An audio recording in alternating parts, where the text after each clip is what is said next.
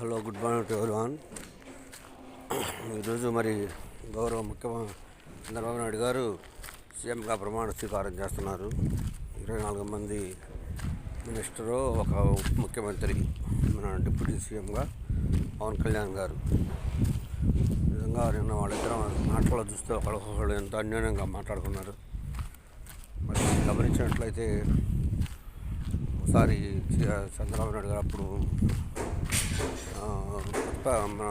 మన శాసనసభ నేతగా ప్రతిపాదించింది దగ్గుబాటి వెంకటేశ్వరరావు గారు ఇప్పుడుగా ఆయన వైఫ్ పురంధరేశ్వరి గారు చంద్రబాబు నాయుడు గారికి వదిన అవుతారు.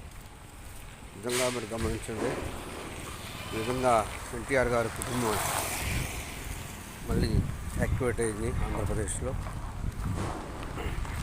కాలం అనేది ఇప్పుడు ఒకే